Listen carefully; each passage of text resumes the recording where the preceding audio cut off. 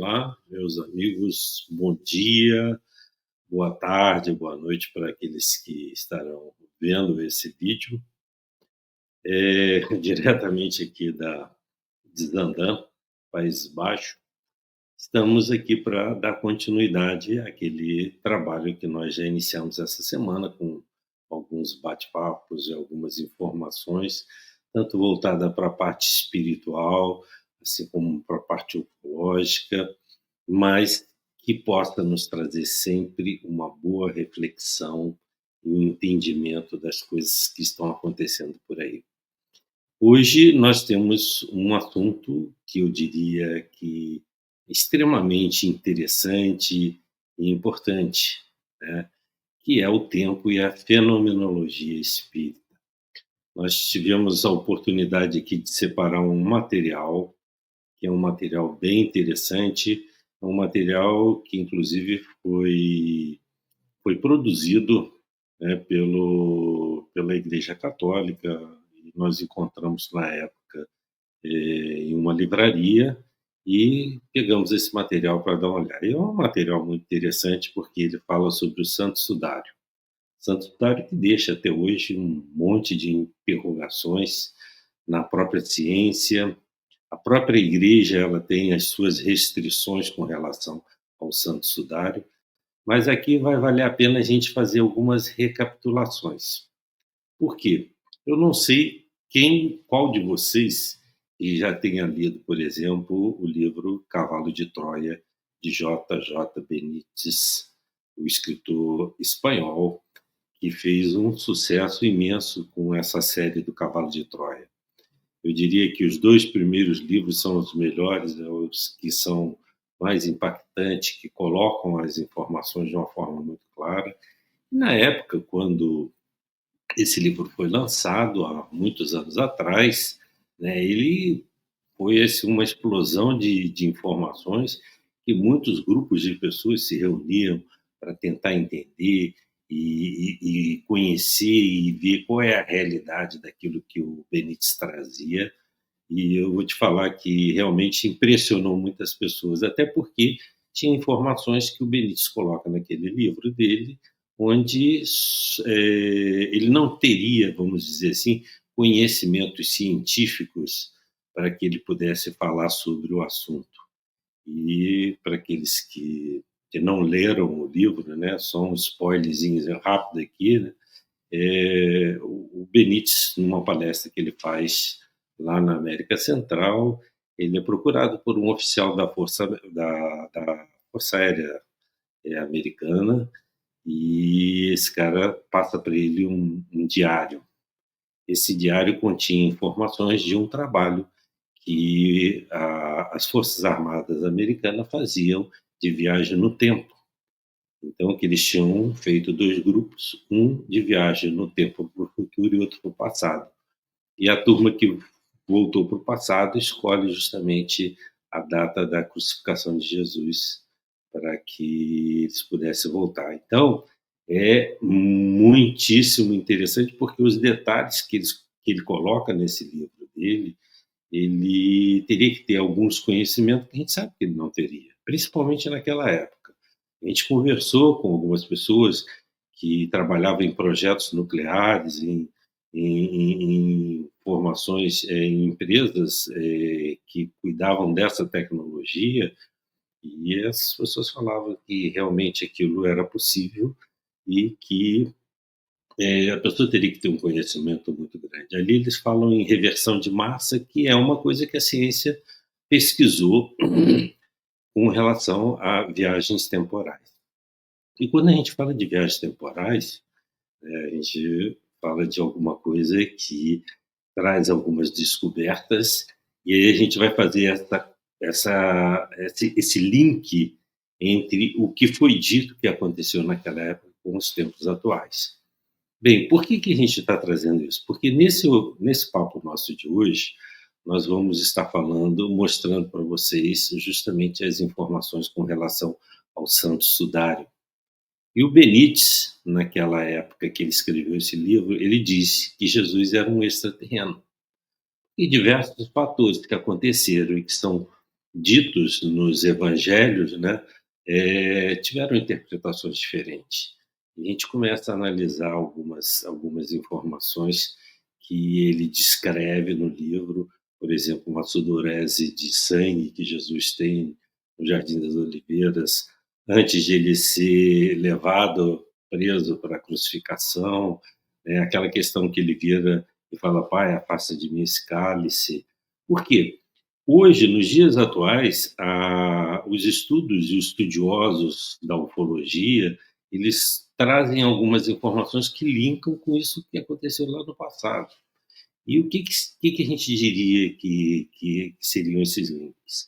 Bem, se fala hoje em dia dentro do campo do estudo da ufologia e de alguns escritos traduzidos, enfim, e Jesus, quando se preparava para vir aqui e reencarnar num corpo, reencarnar não, encarnar num corpo material, um espírito, um ser da magnitude que ele tinha, era um negócio muito complicado, né?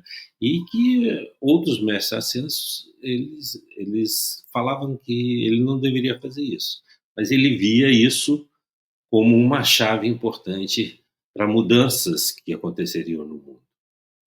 Então ele se submete a isso, um ser de um potencial tão igual ao do criador, né, ele se submete a isso e vem aqui. Quando ele vem aqui e encarna num corpo físico, ele traz uma informação muito importante, que aí a gente vai entender, essa responsabilidade dele com a vinda aqui. Porque ele veio aqui não para criar nenhuma religião, ele não criou religião nenhuma, ele apenas veio mostrar para as pessoas que o amor era a forma principal de fazer com que as mudanças acontecessem. Nós levamos 2000 e tantos anos para começar a entender isso daí. Porque quando você fala de amor, você está falando de uma transformação de dentro para fora. Quando a gente fala que o amor ele é uma chave importante no contexto de transformação da vida das pessoas, a gente vai entender que quando nós colocamos amor naquilo que nós fazemos, tudo tem uma conotação diferente. E Jesus, ele quando vem aqui, ele vem com essa intenção. Em algumas histórias que se falam de estudos dentro do campo da ufologia, por exemplo, eles dizem que Jesus, ele quando vem para cá, o Criador vira para ele e fala que ele queria que ele viesse para cá, mas que ele tivesse uma outra atitude, né. Queria que ele chegasse aqui e criasse um exército judeu que destruísse o Império Romano e por aí vai, e falar que Jesus chegou para o Criador e disse que não, que ele viria aqui, ele submeteria a ele, porém não ao que ele queria, porque ele achava que aquele momento era o momento certo de trazer as informações. E aí você vai entender quando o Evangelho, inclusive, fala que ele mais para frente mandaria outras informações, porque as pessoas naquela época não estavam preparadas ainda para entender toda aquela magnitude, aquela coisa toda que ele trazia. E quando Jesus vira para o Criador e fala que não ia se submeter ao que o Criador gostaria que ele fizesse, o Criador vira para ele e fala que ele seria crucificado, né? E aí você começa a entender algumas coisas que estão dentro dos evangelhos, muitos foram, subtraídos e não foram colocados. Os teólogos que montaram, a Bíblia que a gente conhece, a gente sabe que foi uma solicitação da Igreja Católica na época, então eles colocaram aquilo que eles interessavam e tinham o desejo de colocar. Tanto é que você, quando pega o Mauro Biglino, que é um escritor estudioso, trabalhou junto ao Vaticano, ele fala que a Bíblia é um livro de guerra, porque a Bíblia que nós temos não é a original, aquela que foi traduzida do aramaico, que era a língua que Jesus falava, e do hebraico, ela traz uma outra informação. Enfim, Então, a gente começa a fazer, então, todas essas conexões. Esse material que eu separei hoje para a gente bater esse papo aqui e fazer essa reflexão, a gente vai entender muitas coisas que acontecem no mundo hoje, essas guerras, essas coisas todas, a gente vai entender que isso daí já vem de um longo tempo. Isso daí é um resquício de algo que foi criado lá no passado e que até hoje não se conseguiu, disseminar de uma forma total, porque as pessoas não mudaram. As pessoas não entenderam aquilo que o Cristo veio e colocou. Então, se fala que a partir do momento que o Cristo vira para o Criador e diz que não ia se submeter a ele, o Criador envia então o anjo Gabriel, que vai até Maomé e começa a recitar os versos que foram criados, que fizeram com que o Alcorão fosse criado. O Maomé, ele tinha uma dificuldade em gravar e, graças à mulher dele, lá na caverna, botava uma pessoa sempre ao lado dele, para que essa pessoa guardasse os versos, né, conseguisse decorar os versos para que o Alcorão fosse criado. E aí a gente tem o resultado daquilo que hoje nós ainda temos no mundo, essas guerras infindáveis, essa série de situações que nunca se consegue resolver, mas para que isso aconteça, nós precisamos nos transformar. E eu separei esse material para mostrar para vocês que aquele Cristo que o J. Benítez comenta no livro Cavalo de Troia dele, e o que vem através das escrituras, era um ser completamente diferente daqueles que compõem as raças hoje em dia. É um ser que o ser humano jamais conseguiria aguentar tudo aquilo que ele passou. Isso daí vem sendo descrito, foi descrito, né, nesse histórico, nesse levantamento que foi feito do Santo Sudário, e é muito interessante a gente fazer uma reflexão em cima disso, até porque no livro do J. J. Benítez, ele fala que o Santo Sudário de Turim é o Santo Sudário original. Esse Santo Sudário que andou por tudo quanto é canto, ele teve na mão dos templários, ele teve na mão de reis, ele teve na mão de uma série de pessoas. E aí quando, inclusive, no incêndio até que foi submetido a um incêndio, umas monjas tiveram que emendá-lo, em alguns lugares queimou, enfim. Aí quando se fazia o teste do carbono 14 para datar, dava algumas incoerências, mas depois foi observado que essas incoerências eram justamente por causa de tudo aquilo que o Santo Sudário foi submetido. Porém, é o Santo Sudário do primeiro século, né, de Cristo, ou seja, a época de Cristo. Então, uma coisa importante que tem nessa informação, o mecanismo de gravação da imagem daquele ser que foi envolvido no Santo Sudário, um mecanismo que era como se fosse uma xerox.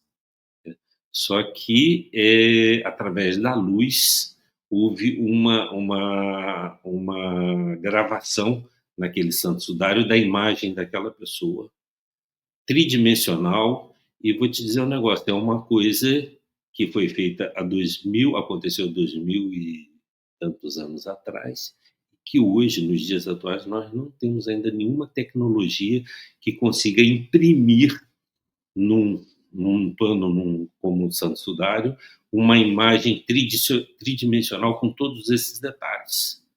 Então, o que que isso leva a crer, né? Quando a gente fala de o tempo e a fenomenologia espírita, a gente vai falar de algo que aquele que é espírita, aquele que é médium, aquele que tenha uma capacidade um pouco maior do que outros, né, a gente vai entender que existe todo um mecanismo de, de situações, de produzir efeitos que essa fenomenologia espírita produz, espiritual, espiritualista, energética, produz. Haja visto a materialização que nós já falamos no vídeo anterior e muitos outros. Então nós fizemos aqui um resumo dessa história do Santo Sudário, para que vocês possam ter uma ideia. A gente está chegando próximo ao Natal, eu acho que é um momento importante, é um momento de reflexão. A espiritualidade diz que a Terra, o nosso planeta, ele só tem uma coloração um pouco mais azul quando nós nos aproximamos das datas natalinas, da data natalina. Por quê? Porque as pessoas mudam o pensamento, mudam as suas atitudes. Elas fazem de uma forma um pouco, às vezes, mais natural, essa reformulação interior e veem o outro de uma forma diferente. Então, a espiritualidade fala que a Terra ela se torna um pouco mais azulada justamente nesse momento que a gente vai se aproximando do Natal, com alguns pontos cinzas escuros onde as guerras ainda acontecem. Essa é uma visão vibratória do nosso planeta nesse momento. Então, o Natal ele realmente é um momento diferente.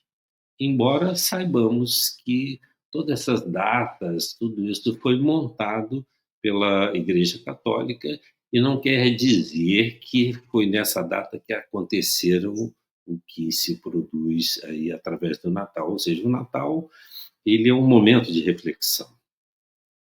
Nós trocamos presentes, estamos mais preocupados em trocar presentes do que fazer essa reflexão, fazer essa mudança. Alguns países não usam o Natal como essa troca de presente, usam mais no início de janeiro, que, segundo a parte religiosa, é quando os reis magos trazem os presentes, enfim, aquela coisa toda.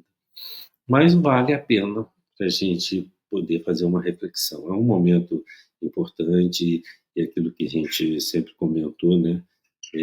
A conexão de ideias, a corrente de energias positivas é que fazem com que a nossa vida, o nosso lar, o nosso planeta, ele possa ser transformado e nos traga algo que todos nós desejamos. O mundo ele está numa verdadeira ebulição. Os acontecimentos eles estão aí batendo as nossas portas, muitas coisas estão vindo, muitas coisas vão acontecer, muitas mudanças vão acontecer, isso daí vocês podem esperar. Então a gente ouve de todos os cantos e recantos essas observações e é importante que a gente fique atento.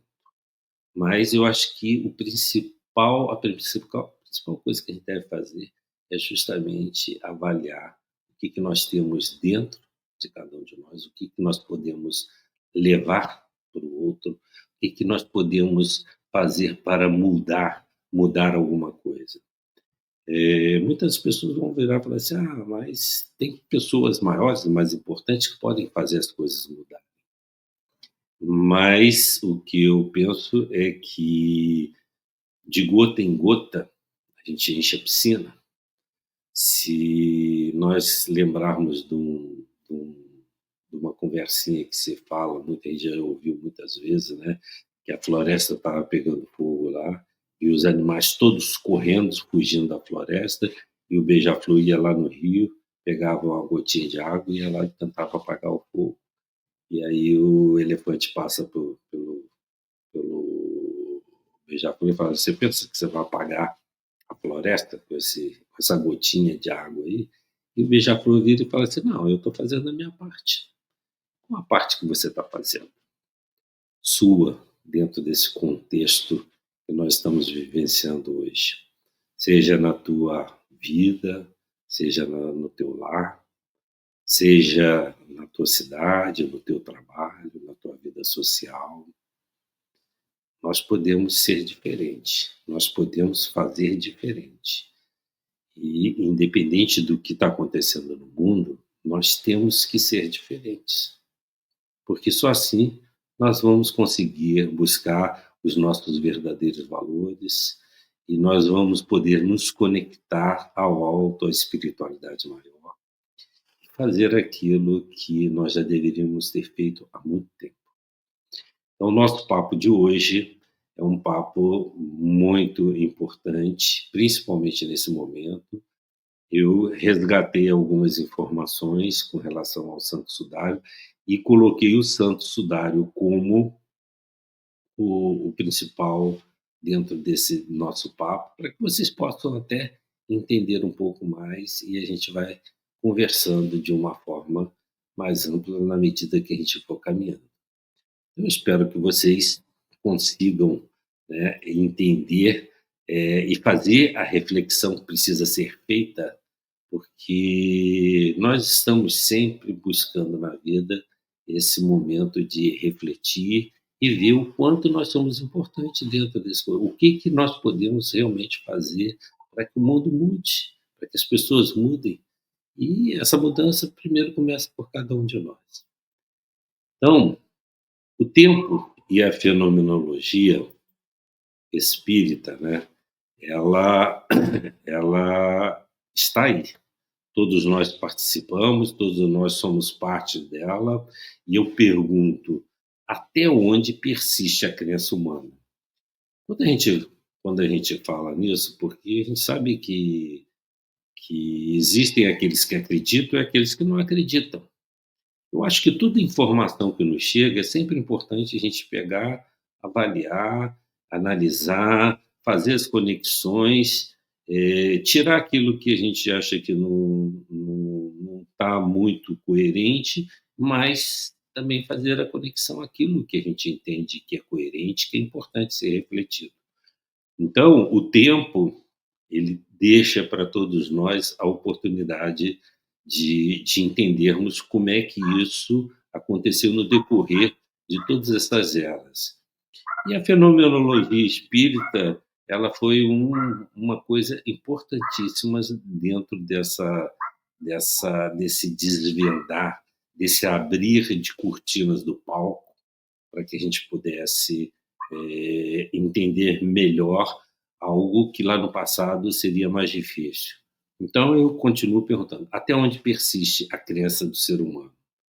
Então a gente sabe que cada um vai ter sua forma diferente de pensar. Bem, a data de nascimento do Cristo, ninguém sabe ao certo, né? São Clemente de Alexandria fala-nos na data de 18 a 20 de abril ou 29 de maio.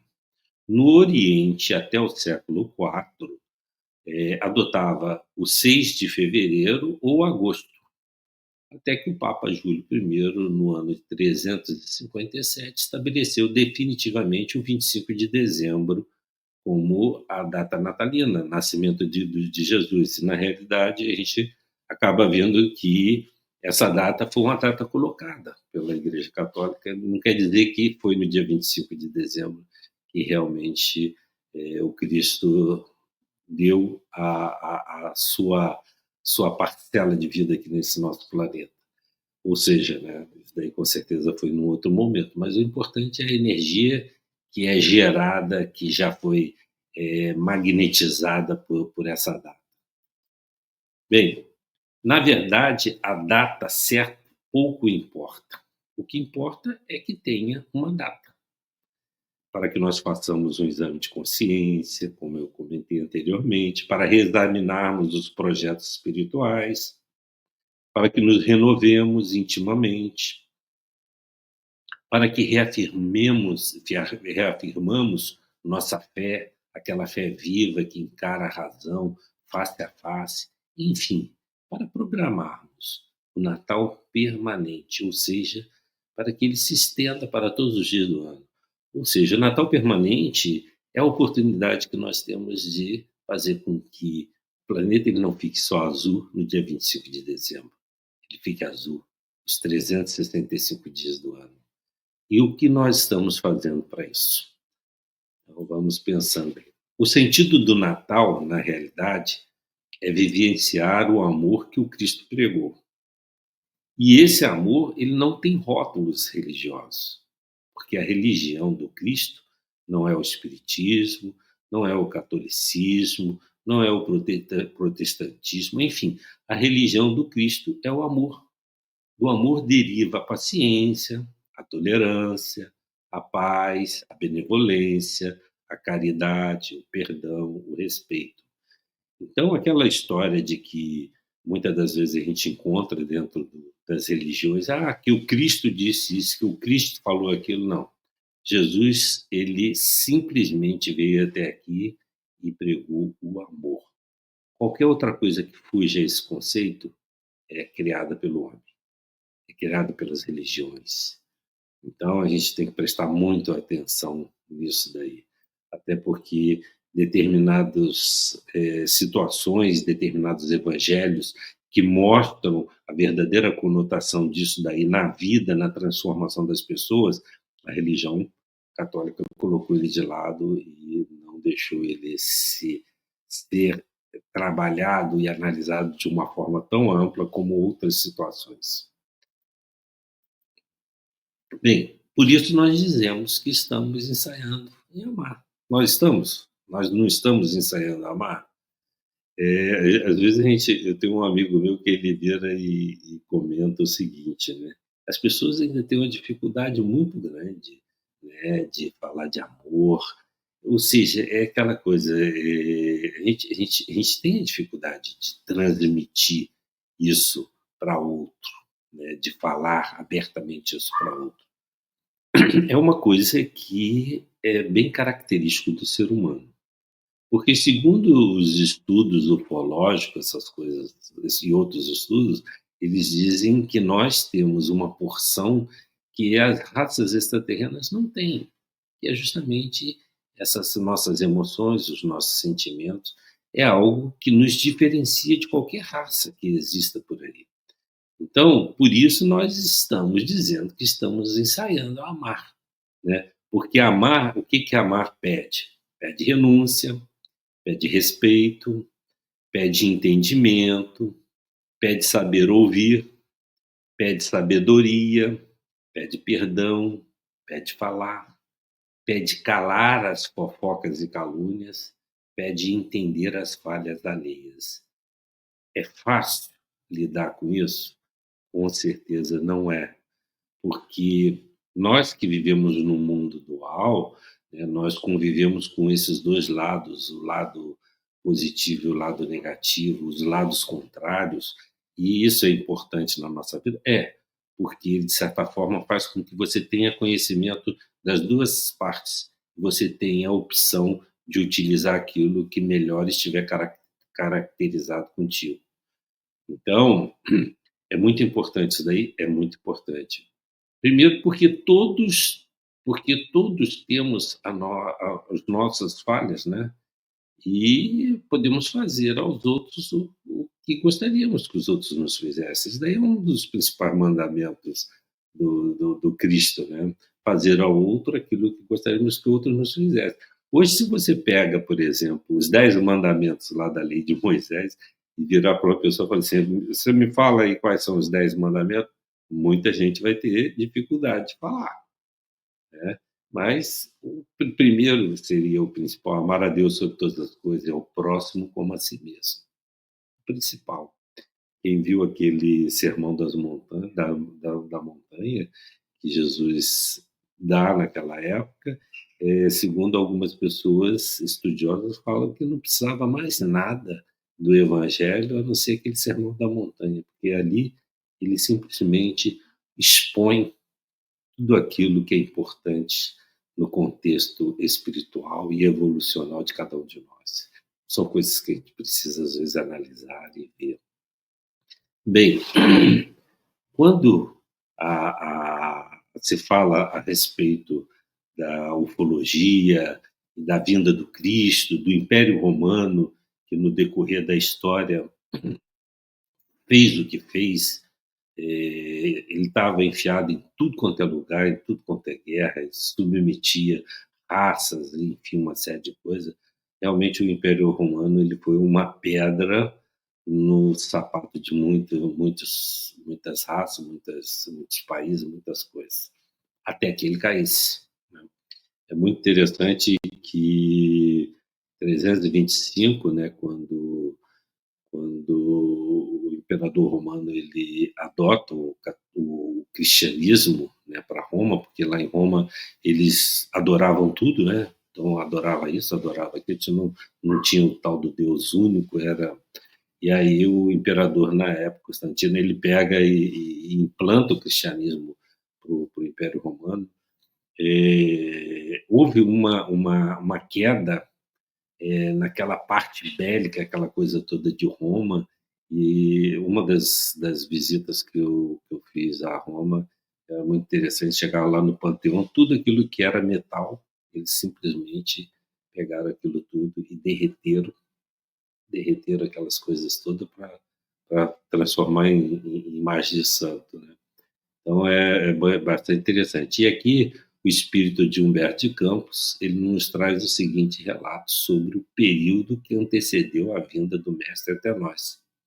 Ele fala, por exemplo, que os historiadores do Império Romano sempre observavam com espanto os profundos contrastes na gloriosa época de Augusto. Caio Júlio César Otávio chegaram ao poder por uma série de acontecimentos felizes. A paisagem gloriosa de Roma jamais reuniria tão grande número de inteligências. É nessa época que surge Virgílio, Horácio, Ovídio, Salúcio, Tito, Lívio e Mecenas. É que os historiadores ainda não perceberam na chamada época de Augusto, o século do Evangelho ou da Boa Nova. Esqueceram, por exemplo, que o nobre Otávio era também um homem e não conseguiriam saber que no seu reinado a esfera do Cristo se aproximava da Terra numa vibração profunda de amor e beleza. Ou seja, naquela época, todo esse contexto espiritual de preparação da vinda do Cristo já traçava um caminho importante para a transformação das coisas que estavam acontecendo aqui, né? Acercavam-se, por exemplo, de Roma e do mundo, não mais espíritos belicosos como Alexandre ou Aníbal, porém outros que se vestiam dos andrajos de pescadores para servirem de base indestrutível aos eternos ensinos do Cordeiro. Emergiam nos fluidos do planeta os que preparariam a vinda do Cristo e os que se transformariam em seguidores humildes e mortais dos seus passos divinos. É muito importante que a gente viu que houve toda uma preparação antecipando a vinda do Cristo, ou seja, o, houve todo um trabalho espiritual para que fosse recebido o Cristo aqui. Então, as transformações elas aconteceriam, elas eram necessárias, porque o povo naquela época ele precisava de entender que essa transformação ela aconteceria a partir do amor da transformação que eles estariam sendo submetidos. E esse entendimento era muito importante. Então, a espiritualidade fez todo um trabalho de preparação esperando a vinda do Cristo para que isso daí acontecesse. Por outro lado, aí a gente vai entender, né, esse problema que a gente hoje continua tendo naquela região lá da Palestina, daquele canto lá. A gente vê que no decorrer de milhares de anos, tudo lá sempre foi muito complicado, como é complicado até hoje, né? A gente vê que as guerras continuam, as coisas lá não terminam nunca, né? O medo, a fome, enfim. E a gente vê o seguinte, né? Como é que foi essa história da Palestina, de lá para cá, para o entendimento nosso? Bem, a Palestina, que literalmente significa terra dos filisteus, está encravada no Mediterrâneo, entre o Mediterrâneo, o Líbano e o deserto da Síria, na região denominada Oriente Próximo. Inicialmente, a sua localização geográfica a punha na encruzilhada das grandes e indispensáveis rotas comerciais que levavam da Ásia Menor, do Egito, à Mesopotâmia e à Arábia. Ou seja, a gente vê que aquilo ali era um caminho constante de uma rota comercial, uma coisa muito intensa. Graças a isso, experimentou sucessivas invasões dos egípcios, dos sumérios, dos amoritas, os assírios, os caldeus, os acádios e os elamitas, dos persas e, por fim, dos romanos que a destroçaram por largos séculos. A gente vê que sempre foi um lugar complicado.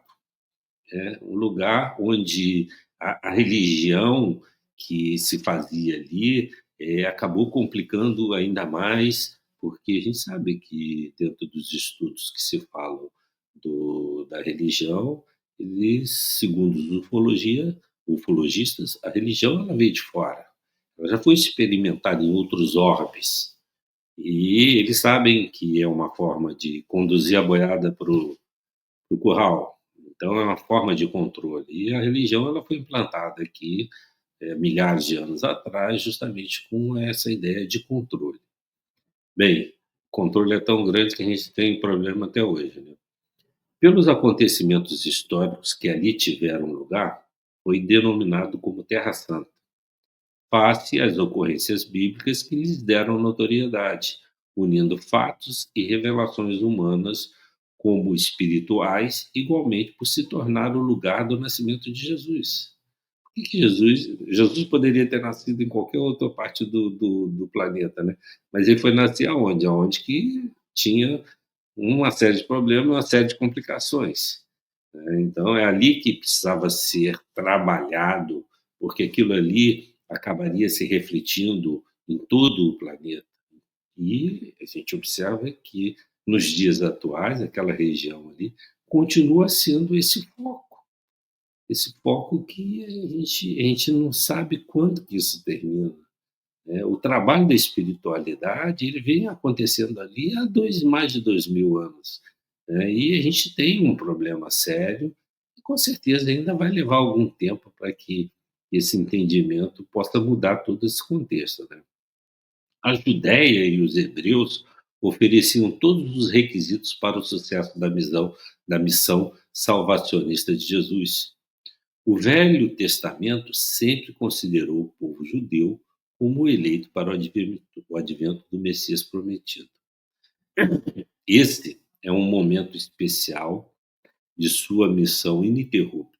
Nasce e cresce no meio de um povo e de uma raça que sempre se caracterizou pela crença do Deus único e que já havia merecido a presença de adiantados espíritos preocupados em reafirmar ao povo antigas crenças do seu Deus, fé inabalável, transmitindo-lhe adiantada legislação de ordem moral, civil, constantes advertências através do profetismo. Ou seja, né, tudo aquilo que vem sendo plantado há mais de 2000 anos, a gente ainda encontra uma dificuldade imensa de lidar com isso daí.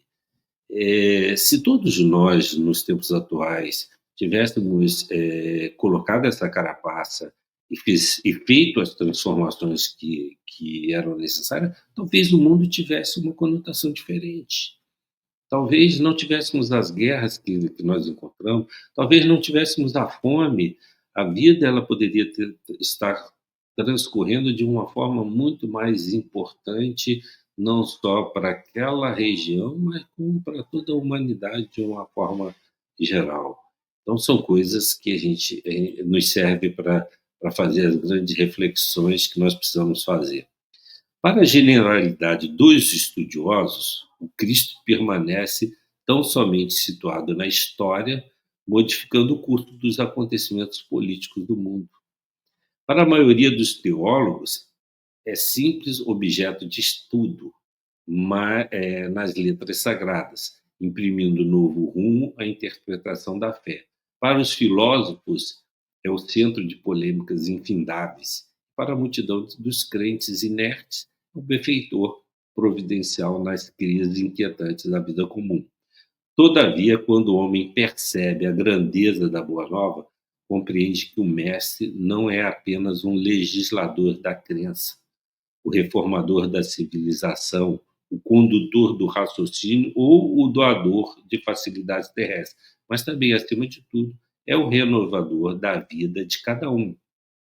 E o que ele demonstra com isso? Ele demonstra que o importante não era vencer no mundo, mas vencer o mundo. Então, são coisas que as pessoas ainda encontram muita dificuldade de avaliar, de refletir, mas eu acho que nós temos aí uma quantidade imensa de informações, de escritos, de traduções. Às vezes a pessoa é um pouquinho preguiçosa, mas vale a pena a gente ler e entender isso daí, porque a partir do momento que você absorve conhecimento, você se posiciona de uma forma diferente, né? Você tem segurança naquilo que você pensa, naquilo que você faz. Bem, diante de tantas mudanças, a descrença de alguns seres humanos permanece até os dias de hoje. Você acredita nisso? Bem, começou por Tomé, né? Tomé que foi o primeiro a duvidar de que o Cristo teria voltado depois da crucificação. E o Cristo teve que se mostrar para ele, teve que mostrar as chagas, tudo, para que ele acreditasse no Cristo. Isso perdura por alguns estudiosos que perguntam: será que o Cristo existiu ou é uma história montada pela religião? Você vê que ainda nós temos pessoas que não acreditam, né? E acham que, por exemplo, a história do Cristo é uma história montada, né? Uma história que não tem lá a veracidade que deveria. Daí realmente é um absurdo, né? Mas fazer o quê? Dentre muitos questionamentos como a materialização, cura, multiplicação dos pães, vinho, várias outras, vamos nos basear em uma que a ciência quebra a cabeça até os dias de hoje, que é justamente o Santo Sudário. Foi o material que nós separamos aqui para gente bater um papo a respeito disso daí. Por que o Santo Sudário? O Santo Sudário, como ali é dito, ele faz a ciência quebrar a cabeça até hoje. Porque, como eu falei, a forma de impressão da imagem do corpo no Santo Sudário, tridimensional, através de um mecanismo luminoso, é algo que a ciência ainda não tem como fazer nos dias de hoje, 2000 e tantos anos depois. Desculpe aí, aqui está bem frio. Nós estamos hoje aí com 3 graus, com sensação de quase zero aqui, então está bem frio. Bem, por que o Santo Sudário? Bem, ele possui um encontro da ciência, dos fenômenos e da religião, que mesmo passando mais de 2 milênios, não possuímos meios de fazer o que foi realizado no Sudário. A religião católica fica entre a crença e a justificativa de que ele não é legítimo do primeiro século, mas cai diante do que a ciência nos demonstra, né? Então, existia esse ponto de interrogação com relação à religião católica, justamente porque quando a ciência tenta fazer todos os levantamentos de informações, esse Santo Sudário que passou por uma série de mãos, né? Ele tinha contaminação. E quando você fazia o teste carbono 14, às vezes dava alguma incoerência, mas isso daí, com o passar do tempo, e as análises e outros exames, foi comprovado que ele realmente era do século I. E o catolicismo, a religião católica, ela, na realidade, ela estava incoerente com aquilo que a ciência estava mostrando. Um enigma ficou para nos testar. Todo estudo feito veio comprovar que dentro de toda a fenomenologia, como a mediunidade e a materialização, ainda estamos muito além da compreensão de muitos acontecimentos, e eles vão nos colocar em patamar diferente que buscamos. Olha só, é bem interessante. Quem leu o livro do J. Benítez, esse oficial do exército americano, da aeronáutica americana, quando ele volta no tempo, na época de Jesus, eles tiveram que caracterizá-lo aquela época, né? E, segundo ele comenta, ele fez essa viagem no tempo diversas vezes, e quando ele estava diante de Jesus, ele falava que Jesus sabia que ele tinha vindo do futuro, né? Que Jesus olhava e sabia que é um, É algo impressionante. Olha, eu fico aqui relembrando algumas coisas e tem hora que eu me arrepio só de imaginar me transportar através da mente para aquele lugar, para aquela situação.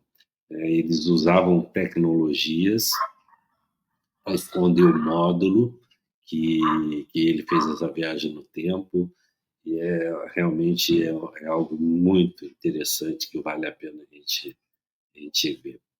Talvez esteja chegando o tempo de mudarmos nossos paradigmas e tentar entender que, além dos dogmas que nos foi apresentado como balizamento, aquilo que a gente comentou, existe algo muito importante para acontecer. Então, eu às vezes comento que determinados assuntos, quando a gente vai conversar, vai discutir determinados assuntos, é importante que a gente pegue as nossas crenças, os nossos dogmas, religião, ponha na prateleira para que não traga problema. Porque nós fomos inundados com essas informações desde quando conhecemos por gente. Hoje, a gente entende que no mecanismo espiritual, no processo reencarnatório, nós vivemos muitas vidas, muitas experiências, e essas informações estão lá guardadas no nosso cabedal reencarnatório. São coisas que, às vezes, trazem relampejos na nossa mente, memórias, lembranças de algumas coisas que você, às vezes, não entende o porquê. Pessoas, por exemplo, que chegam em determinados lugares, se emocionam e não sabem o porquê, e às vezes daí está acessando alguma informação de um outro processo reencarnatório, e a gente tem aí um monte de informações que trazem essas sensações, né? Esse momento ele pode estar contido dentro do mundo de regeneração que bate as nossas portas. Né? O Chico Xavier, o Divaldo Pereira Franco, né, comenta que até 2057 nós teríamos um planeta regenerado, mas eu vou falar para vocês que isso ainda vai acontecer antes de 2057. Vocês podem preparar, porque tem muita coisa para acontecer muito antes de 2057. Se fala que 2025, 2026 são anos que vão ter algumas viradas de chave muito grande dentro de toda essa parte religiosa, geopolítica, enfim. Então a gente tem que estar preparado para isso daí e tentar se adequar, né, se transformar dentro da necessidade do processo evolutivo, porque evoluir é você mudar o teu padrão vibratório. E você mudar o teu padrão vibratório, você tem que se transformar de dentro para fora. Isso daí não tem como, né? O planeta está mudando. Quando você começa a analisar o que a ciência vem trazendo, por exemplo, o norte magnético nosso, que está lá no Polo Norte, ele não está mais lá no Polo Norte. Ele está caminhando na Sibéria em sentido, no outro sentido. E a última vez que aconteceu isso daí, nós tivemos uma mudança de polo, tivemos uma série de coisas acontecendo.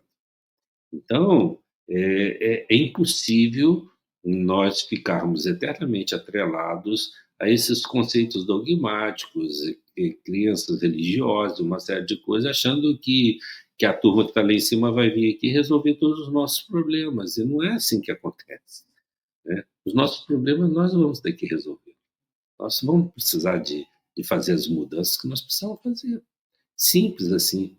A espiritualidade ela tem vindo e colocado isso de uma forma muito ampla, através de reuniões mediúnicas, de mensagens, através dos tratamentos fluídicos que acontece, através da psicofonia.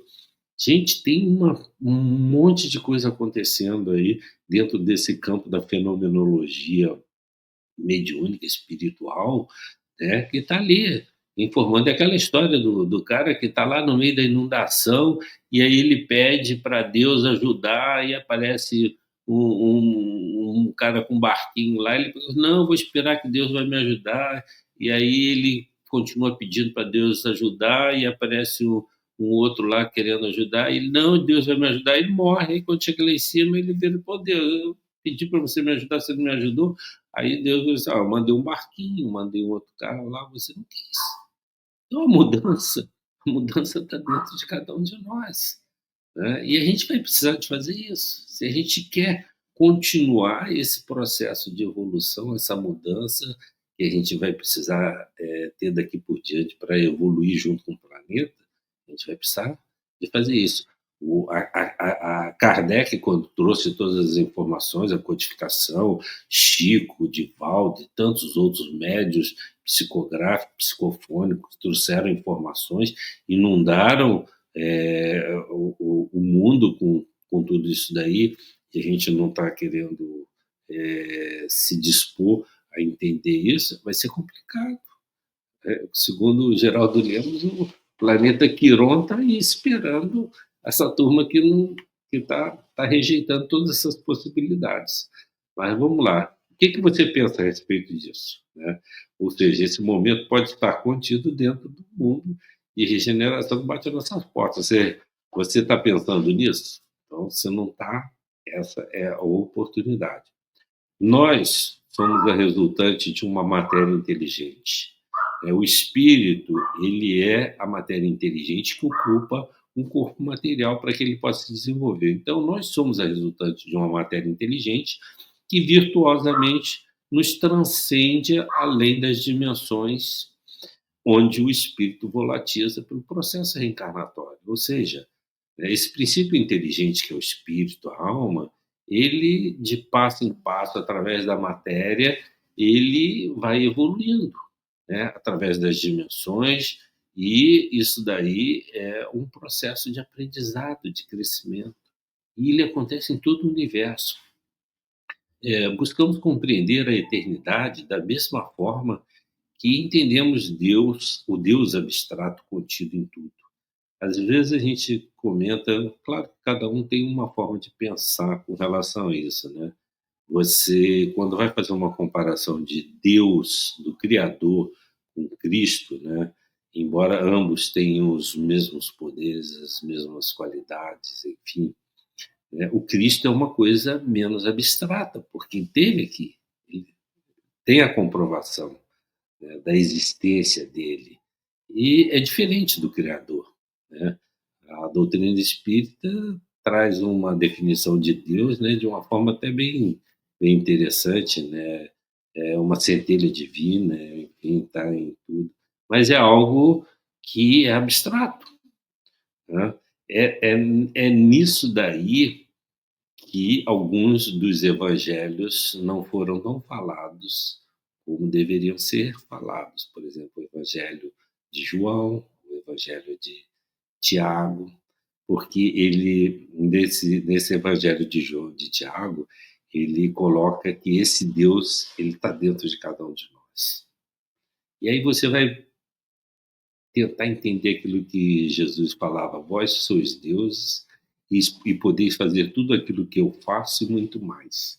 Ou seja, ele dava para cada um de nós essa ideia de cocriação, essa ideia de que nós desconhecemos aquilo que nós temos dentro de cada um de nós. E dentro da ufologia, também, ela traz essa informação, porque a raça adâmica, quando é criada pelos Anunnakis, eles colocam no nosso DNA, todo aquele potencial de criador que eles tinham.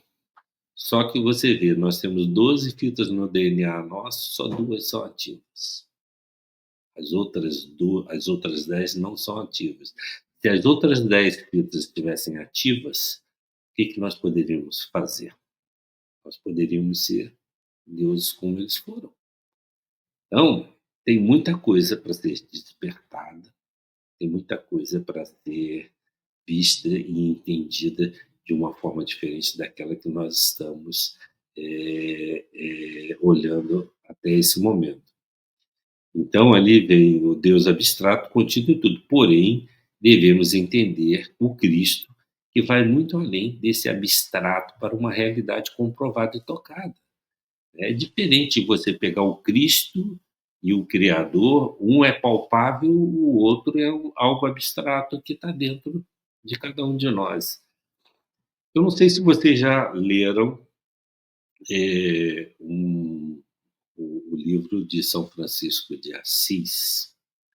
Esse livro ele foi psicografado por João Nunes Maia, através do Espírito de Meimei, se não me engano. É um dos livros mais lindos que eu já li. Ele conta a história de São Francisco de Assis.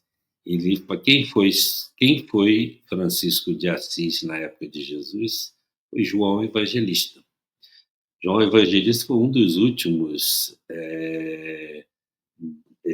um dos últimos daqueles profetas que acompanharam Jesus, e morreu aos cento e tantos anos, e o Império Romano tinha um medo dele danado, porque ele tinha poderes muito grandes, e aí quando eles colocam João Evangelista na ilha de Cratos, lá para se isolar, ele transformava todos os guardas que ficavam tomando conta dele. O Império Romano tinha que trocar constantemente os soldados, porque ele doutrinava todos os soldados, e tinha determinados momentos que ele ia para o penhasco, sentava à beira dos penhascos, e os peixes, os animais, se aglomeravam ali ao redor dele, e ali ele conversava com a natureza. E ele reencarna depois como Francisco de Assis. Tem uma história que diz que, inclusive, os romanos, tentando eliminar o João Evangelista, chegam a cozinhar ele num caldeirão de azeite, e ele sai do caldeirão de azeite do mesmo jeito que ele entrou. E eles ficaram apavorados, até que chega num determinado ponto, eles mandam ele de volta lá para aquela região da Galiléia, aquele canto lá, onde João Evangelista fica pregando até os cento e tantos anos, quando ele desencarna. E ele reencarna depois como Francisco de Assis. Ele vem junto com mais 200, eram 200 espíritos que tinham como missão algumas transformações, entre elas a cruzadas, né? Acabar com as cruzadas. E tinha um espírito que acompanhava entre esses 200 que vieram, que ele tinha assim uma facilidade de decorar, e algo que vale a pena. Se alguns de vocês encontrarem esse livro de Francisco de Assis, psicografado por João Nunes Maia, pelo Espírito Meme, assistam, preparem um lenço, porque é um dos livros mais bonitos que tem, e conta a história de Francisco de Assis, que é simplesmente maravilhosa. Vale a pena a gente olhar isso daí. O que vocês virão a seguir nesse parte do Sudário que a gente coloca aqui é a face de Jesus mais real que conheceram. Todo trabalho obtido, ele é comparado, todo trabalho obtido e comparado, ele só foi possível conhecer porque ele se utilizou de mecanismo da medicina legal para que pudesse fazer as avaliações que precisavam fazer. O homem o que esse homem, que é do Santo Sudário, sofreu é detalhado e mostra que seria incapaz de um homem normal chegar ao Calvário ainda vivo diante de todo o castigo que foi submetido. As evidências, por exemplo, nos mostram que algo que ficou na história, que é algo que ficou na história para comprovação dos dias atuais de que realmente era o Cristo e não um ser comum. Olha, só para você ter uma ideia, né, os soldados, durante a crucificação, era colocado um soldado de cada lado do Cristo. Eles tinham um chicote, e na ponta do chicote tinham pedaços de osso ou ferro, metal, porque quando você chicoteava a pessoa, aquele metal, aqueles ossos, lacerava o corpo e machucava e fazia a pessoa sofrer mais ainda. E vocês vão ver nos detalhes que eles sabiam aonde que batia, aonde que deveriam bater e onde que não deveriam bater.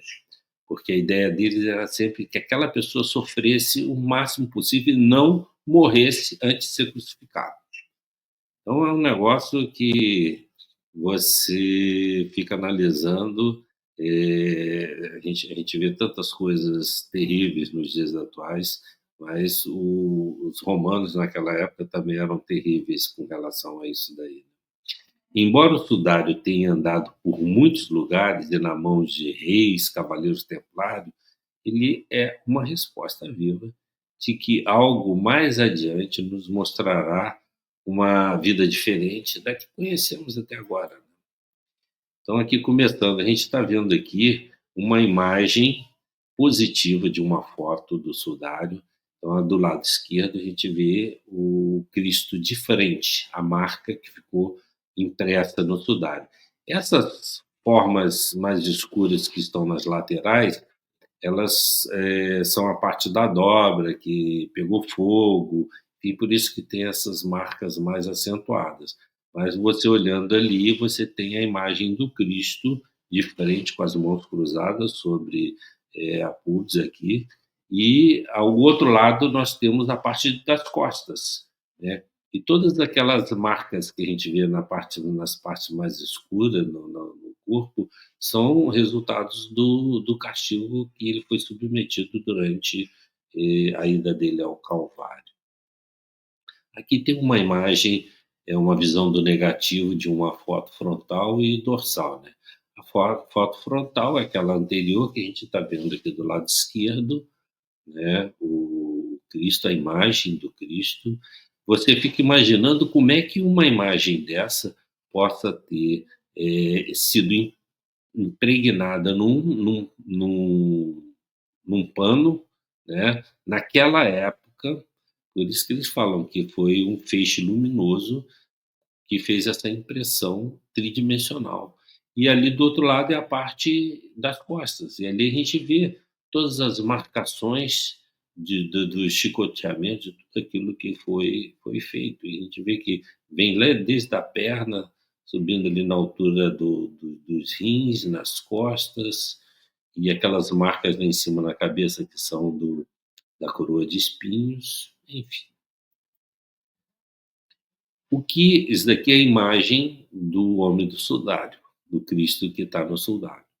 E ali ele diz o seguinte: o protagonista misterioso do antigo martírio e do se- sepultamento. se- a letra ali está muito difícil de entender, mas vamos lá. Do sepultamento documentado no sudário, com aquele rosto suave e sereno, na majestade da morte, apresenta-se como um ícone do Cristo crucificado. Grande sorte nossa, escrevia Paulo VI por ocasião da exposição no ano de 1978, pelo que afirma esta imagem restou nos possibilitando contemplar alguns traços da adorável figura física do nosso Senhor. Seja qual for o juízo histórico e científico que os estudiosos queiram exprimir, fazemos votos de que ele, o sudário, sirva para levar a uma estática observação dos seus traços fisionômicos externos e mortais, mas ao mesmo tempo possa introduzir na penetrante visão do seu oculto mistério. Então a gente vê ali, ele inclusive faz umas marcações, aqueles pontos vermelhos ali, são onde a coroa de espinhos fura e sangra ali o rosto do Cristo. Isso daqui é a questão da coroa de espinhos. Então, nós temos aqui nessa região da cabeça, né, as veias e as artérias, né, o sangue venoso e o sangue arterial. Então, essa coroa de espinho que foi utilizada pelos romanos era uma espécie de espinho que dava muito naquela região, lá naquela época, e eles pegam essa coroa, né, eles fazem aquelas coroas, eram uns espinhos bem acentuados, e aquilo eles enterram na cabeça com todo o rigor que você fica difícil até de entender como é que é isso daí. Inclusive é muito interessante, nós tivemos agora a Notre Dame em Paris sendo restaurada e voltou a visitação, e em Paris tinha uma determinada, não sei se é uma vez por mês no domingo, onde eles apresentavam dentro de um recipiente fechado essa parte dessa coroa de espinhos. Não sei se é realmente a coroa de espinho, mas isso daí acontecia em Paris. Eu aqui na Holanda, na Bélgica, por exemplo, eu fui num lugar aqui que numa cidade, não sei se foi, como é que é o nome da cidade? Uma cidade aqui onde eles também apresentavam coisa do sangue de Cristo. Eu lembro que eu passei, fazia aquela fila, eu passei para olhar e vi. Então são coisas que a gente vê por aí, mas bem lá. Ali na testa onde que a coroa de espinho foi colocada, né, a testa, a cabeça, a nuca do homem e do sudário estão marcados por derramamento de sangue provocado por elemento perfurante pontiagudo. A marca e a forma do Y ali, é, a marca que tem ali, são de sangue venoso e no A1 ali de sangue arterial. Como é notório, a medicina descobriu a diferença dos dois fluxos de sangue no final de 1500. À esquerda, veias e artérias conforme o atlas anatômico. Os derrames e as feridas na nuca, que é aquela marcação que tem ali em cima, dispostos em círculo, levam a pensar não tanto numa coroa de espinho como se vê na icografia tradicional, mas antes de, aí fica difícil, junto à nuca, né, como se fosse uma brutal amarração e apertando os cabelos e provocando uma ampla coagulação de sangue e derrames na nuca, escorrendo da esquerda para a direita, passando pela testa e que são mostrados em alguns corrimentos, provavelmente no rosto de Jesus. Então eles põem ali, fazem até um desenho na parte de baixo e mostram a fotografia ali da marcação daquilo que foi registrado no sudário, né. Coroação de espinho não era uma tortura costumeira, a única documentada àquela época de Jesus. Talvez um maço de espinhos palestinos apanhados entre gravetos perto do fogo foi amarrado sobre a cabeça desse torturado, né, algumas feridas que levaram a pensar que os espinhos foram prensados com ferocidade. Ou seja, ele mostra ali que pegaram ali na Palestina, tinha os espinhos, eles fizeram aquilo ali, empurraram com uma ferocidade enorme, colocando na cabeça do Cristo ali.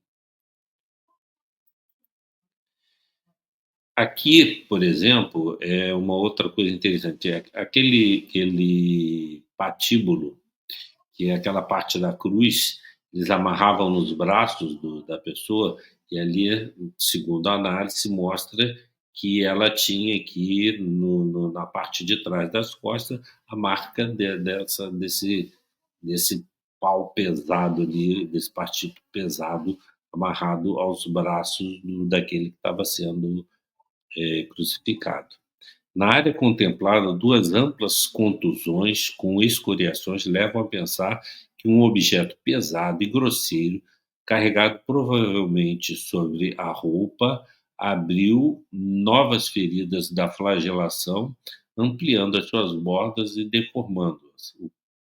O patíbulo, né, para a crucificação era amarrado aos braços para depois ser levado sobre o madeiro no lugar da execução. No caso de queda acidental, faltava praticamente qualquer apoio. Feridas no joelho, no rosto, talvez a trave tenha sido desamarrada para uma emergência qualquer. Seria dado ajuda, como aquela do Cirineu. Por isso, uma vez alcançado o lugar da execução, pensava-se passava daí pensou-se de uma forma muito cruel. Ou seja, se a pessoa caísse, ela ia bater com a cara no chão, porque ela não teria nenhum apoio, né, o braço dela estava ali preso àquele patíbulo ali, e enfim. Outra coisa que comenta ali, morreu pendurado a uma cruz. Os fios de sangue que marcam os pulsos e os antebraços do homem do sudário levam a pensar numa agonia de braços estendidos, numa situação de forte tensão, pendurada em um patíbulo. Confirma-se isso observando o rosto e os fios de sangue escorrendo para o lado externo, porque o homem estava inclinado para a frente. O sangue não invadiu as cavidades oculares e não escorreu pelos lábios, como teria acontecido se tivesse morrido estendido no chão. À direita, as feridas derramavam sangue verticalmente no chão e ao longo do braço, conforme o movimento doloroso de agonia. Nos desenhos que ali estão colocados, né? Para respirar, o homem devia levantar a cavidade torácica, erguendo-se sobre os movimentos sucessivos. Ou seja, a pessoa tinha uma dificuldade até para respirar. Então, a gente vê que o quanto foi doloroso, o quanto foi difícil esse tipo de coisa. Aqui nós temos, por exemplo, uma vista em 3 dimensões de como ele foi enrolado no sudário. O tecido do sudário mostra que pegou fogo, as marcas do sangue. Então, essa parte ali, a gente vê que a parte que pegou fogo e que depois foi emendado com outro pano pelas monjas lá de um determinado lugar. Então, isso tudo acaba influenciando na hora que você vai fazer uma análise do carbono 14 para datar qualquer coisa, né? E ali mostra o sangue ainda preso no sudário, né? Do lado direito. Bem, aqui tem uma outra coisa aqui. O homem do sudário foi açoitado.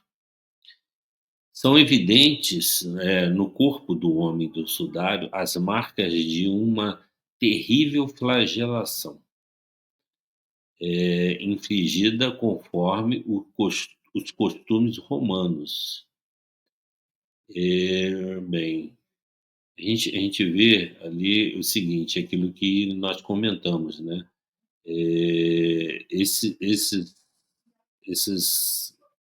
equipamentos que eles usavam para açoitar, você vê na ponta dele lá umas pontas vermelhinhas, aquilo ali são justamente os ossos ou alguma coisa metálica que eles botavam ali na frente para que isso pudesse flagelar ainda mais, né?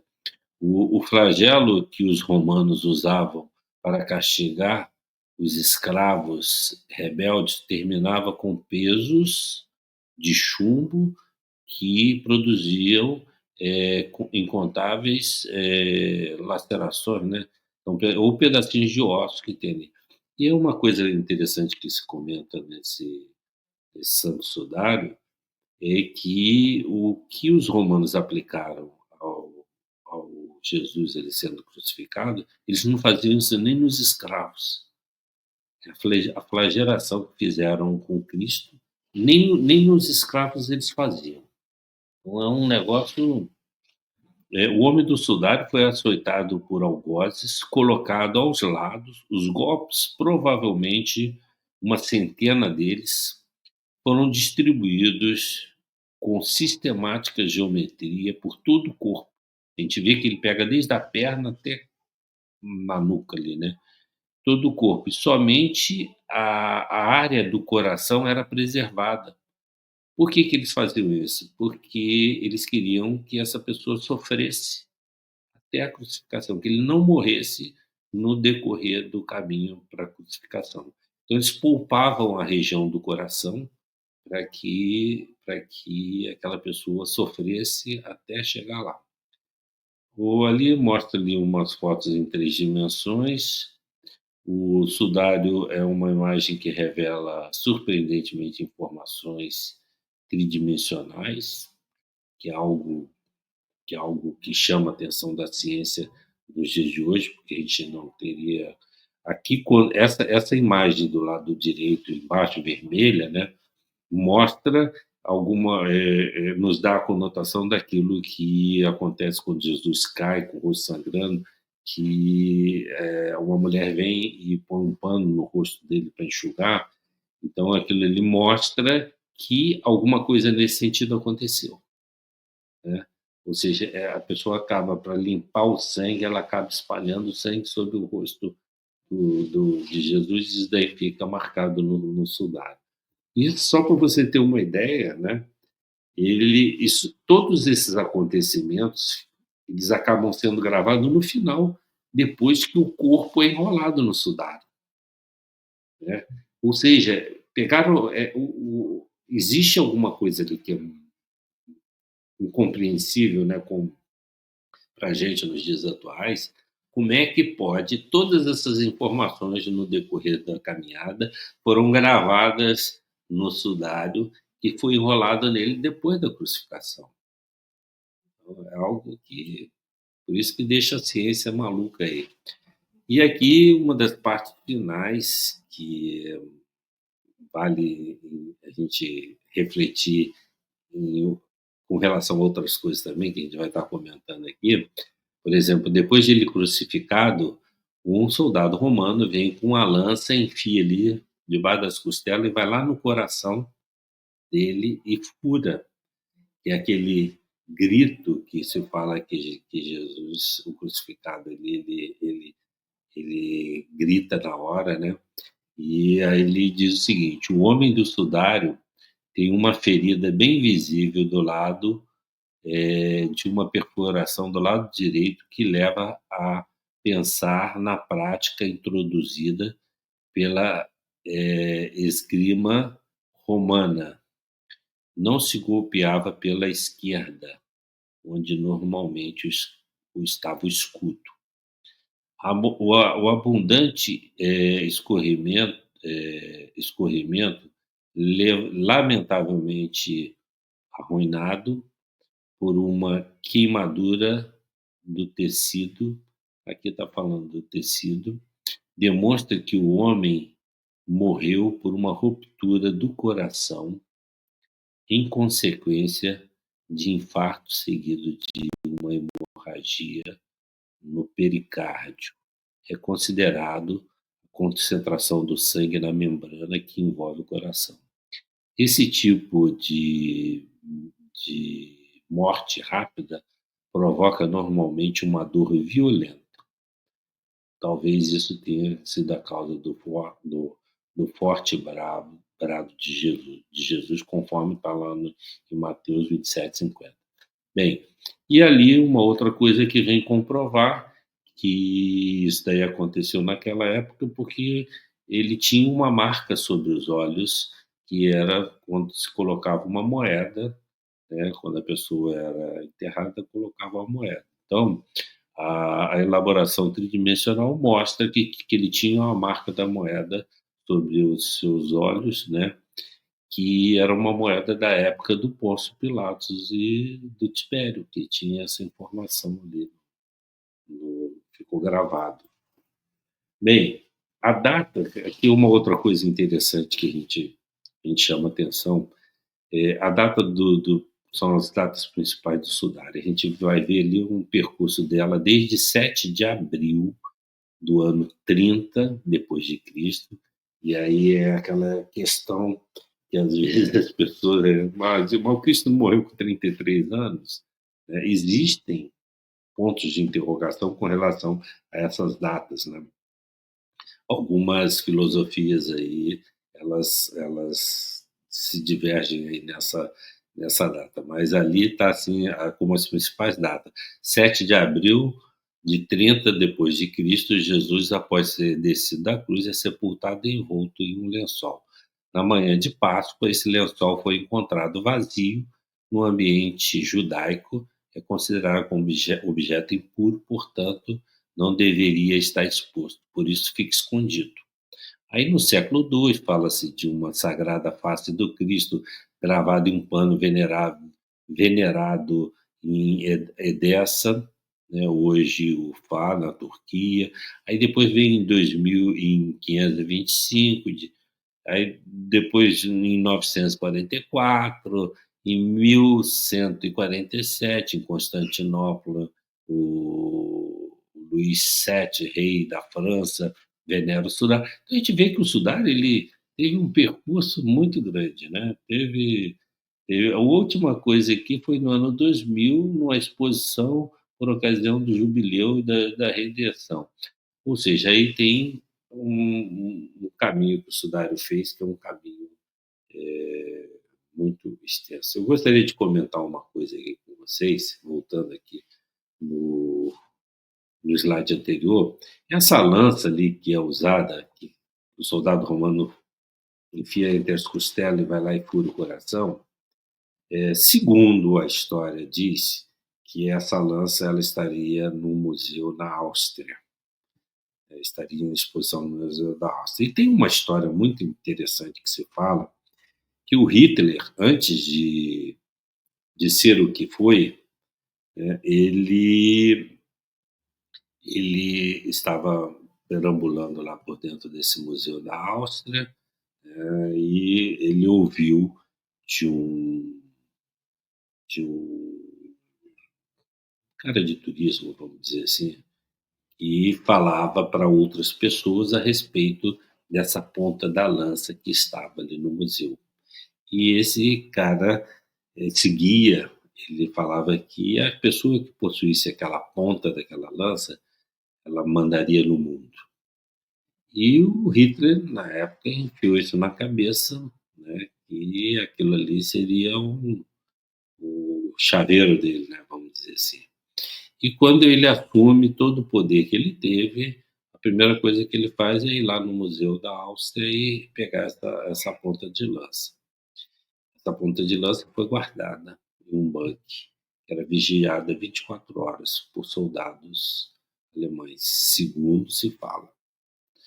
Segundo também é comentado que no término da Segunda Grande Guerra, os americanos, quando Hitler se suicida, que os americanos encontram esse bunker e acharam estranho como é que um bunker, com aquela pessoa de soldado tomando conta daquele bunker, o que, que tinha ali. A gente sabia que eles tinham essa mania de pegar objetos de arte pelo mundo inteiro, enfim. E aí os americanos acham aquele negócio estranho e vão lá e abrem um bunker e encontram lá dentro do bunker essa ponta da lança ali, que acaba voltando depois para o museu na Áustria. Então, são histórias que são contadas e que vale a pena, às vezes, a gente dar uma pesquisada para tentar entender. Bem, o sudário, ele conta a sua história, que não nos deixa nenhuma dúvida. Por ter passado por muitas mãos em muitos lugares, a primeira análise feita com o carbono 14, como a gente comentou, ele demonstrou todo esse caminho. Os soldados romanos fizeram com Jesus o que eles comumente não aplicavam nem nos escravos. Existem detalhes que seriam necessário tempo e leitura para que pudesse entender com mais clareza. E através dessa análise e da medicina legal aplicada ao estudar, foi possível ver somente nos dias atuais o que estava escondido naquela linhagem, naquelas imagens todas. Ele nos mostra que se torna impossível pensarmos na inexistência desses fatos. E o mais importante, o homem, no atual momento, é incapaz de produzir a imagem e as suas revelações como a vimos. Então, o sudário, ele traz uma informação impressa ali que foi feita através da luz, que não se sabe como que isso foi feito naquela época. Isso daí traz alguns pontos de interrogações. Que tecnologia existia para que isso daí pudesse ser feito? E aí você vai pegar o JJ Benítez e vai entender quando ele fala que o Cristo era um ser extraterreno, né. E eu acho que hoje não se tem dúvida com relação a isso daí, até porque o próprio Cristo fala que na casa do meu pai existem muitas moradas, né. Essa relação que nos foi escondida, vamos dizer, no decorrer do tempo, entre a espiritualidade, os deuses que nos criaram e a religião, essa coisa ela praticamente rompeu a casca do ovo, e a gente sabe que a vida ela não acontece só aqui na Terra, né. Nós temos 7 superuniversos, nós fazemos parte de um desses 7 superuniversos, e a vida ela acontece em todos os recantos. Existem, né, talvez o Cristo ele tenha sido responsável por esse nosso sistema solar, mas existem outros seres crísticos dentro dos universos e tem muita coisa que tem sido revelada e que a gente precisa cada vez mais se adentrar nisso. Mas eu acho que o principal fator é justamente a transformação que a gente pode provocar dentro de cada um de nós a partir do momento que nós temos esse entendimento, esse conhecimento, essas informações. Eu acho que a gente, no decorrer da história, a gente não deve descartar nada. A gente deve analisar tudo, pensar em todas as possibilidades, fazer uma introspecção e ver qual o relacionamento que isso tem com a nossa vida, como que nós visualizamos isso, o que que a gente precisa ainda fazer para que as coisas mudem. Eu sempre comento com alguns amigos, algumas pessoas que falam assim: "Ah, como é que eu vou saber se eu estou melhorando ou não?". Eu falo o seguinte: você olha para trás e vê se hoje você está melhor do que você estava ontem. Se hoje você está melhor do que você estava ontem, você está evoluindo. O espírito ele não regride, ele para no tempo, mas ele está sempre num processo de evolução. Isso a espiritualidade nos traz.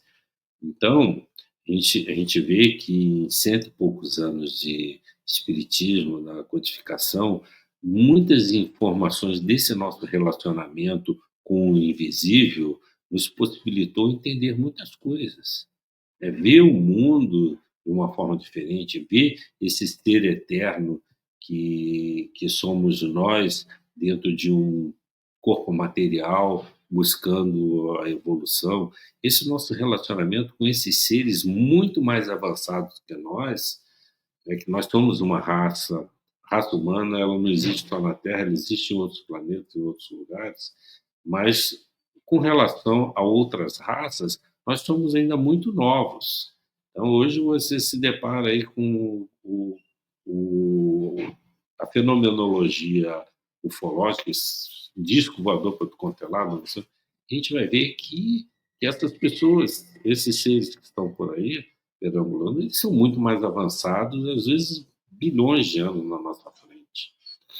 Então, nós que somos especiais, somos, porque nós temos algumas características que nos foi dotado que eles não têm. Então, por exemplo, hoje se fala que nós temos 25 genes diferentes dentro da nossa árvore genealógica, né, dentro do nosso DNA. Então, nós temos um potencial imenso, temos um potencial que ainda não foi despertado, mas uma hora vai ser despertado.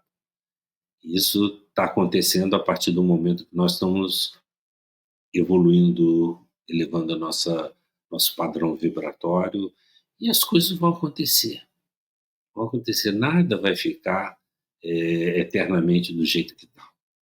O mundo ele vem evoluindo de uma forma contínua, vertical, e assim a gente espera que aconteça.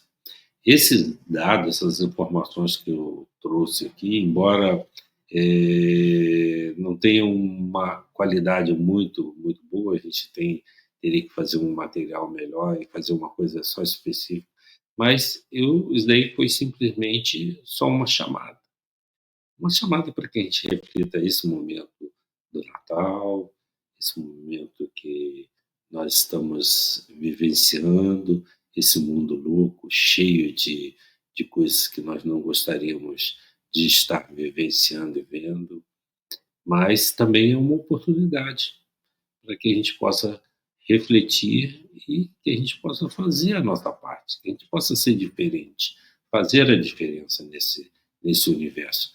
Nós somos parte de uma energia universal conectada em todos os cantos e recantos. Então, o que eu deixo para vocês nesse momento é isso. Essa oportunidade que vocês estão tendo agora de refletirem. É a oportunidade que vocês têm das informações espirituais, do fenômeno, das traduções, de todo esse material que está aí para que a gente possa tirar as nossas dúvidas e a gente fazer algo diferente, a gente ser diferente. E ser diferente é tudo aquilo que foi colocado anteriormente, pede renúncia, pede amor, pede perdão, pede uma série de coisas que só você pode fazer. A gente fala o seguinte: eu não posso chegar aqui e virar para você e falar assim, eu quero que você seja transformado, você seja uma pessoa diferente daqui para frente. Eu não posso fazer isso. Nem Cristo, eu acho que conseguiria fazer isso, embora potencialmente existe uma diferença muito grande. Por quê? Porque nós temos o nosso livre-arbítrio. Nós precisamos fazer isso a partir do nosso entendimento, da nossa evolução. Então, eu sempre falo que o coração nosso tem uma porta com a fechadura para o lado de dentro. E só você pode abrir essa fechadura. E aí está o chamado de que nós precisamos entender e ver o mundo de uma forma diferente, porque todas as informações que nos chegaram até hoje nos deram os subsídios necessários para que nós entendêssemos passo a passo como prosseguir diante daquilo que o mundo vai exigir de cada um de nós. Então, meus queridos, eu deixo para vocês essas informações. Por mais que tenhamos dúvidas sobre a espiritualidade, os fatos se aglomeram em nosso caminho, nos mostrando para uma grande transformação. E essa transformação está prestes a acontecer. O espírito é como o vento, e pelo tempo, ninguém sabe de onde ele vem, para que vem e para onde vai. Porém, somos parte dele e como ele nos transformaremos. Então, o que eu deixo para cada um de vocês nesse momento é fazer essa avaliação, é entender o quanto nos é importante proceder de forma diferente, seja no nosso lar, seja na nossa vida profissional, seja na nossa vida social, na nossa cidade, no nosso país, no mundo. Todos nós estamos conectados uns aos outros, como se fosse uma grande teia, e é aquilo que a gente fala, uma borboleta que bate as asas do lado de cá, ela pode provocar um furacão lá do outro lado do planeta. Então, que vocês aproveitem o tempo, esse momento de Natal que está chegando, de mudança de ano, de transformação, e faça com que isso aconteça de uma forma bastante positiva na vida de vocês. Assim, vocês estarão conspirando para o universo de forma positiva e o universo vai estar conspirando para com vocês também de uma forma positiva.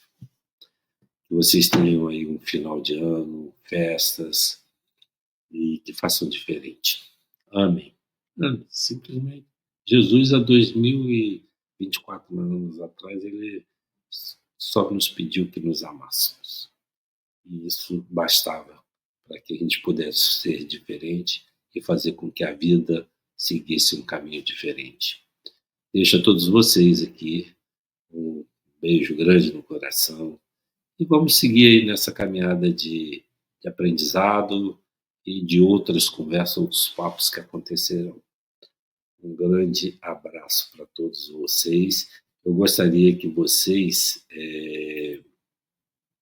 nos seguissem, nos seguisse aí. Nós temos, por exemplo, o Consciência Cósmica no Instagram, que é arroba consciência.cósmica20, temos no YouTube, MI Consciência Cósmica, temos no Facebook. Facebook, ele é fechado, mas a pessoa que quiser participar, ela só pede lá e a gente abre para que ela possa. Curtam aí os nossos vídeos.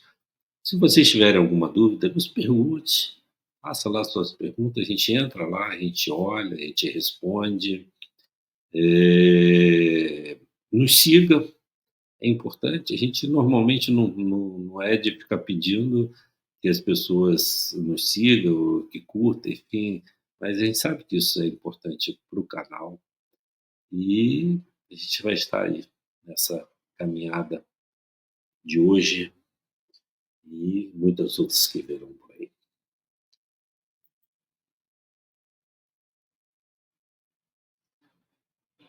Vamos lá.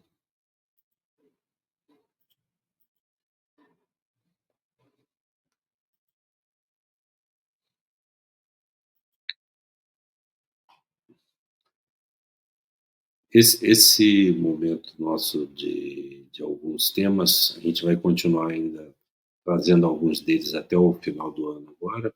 E no próximo ano a gente vai ter aí outras palestras ao vivo e outras informações que com certeza vocês irão aproveitar ainda mais.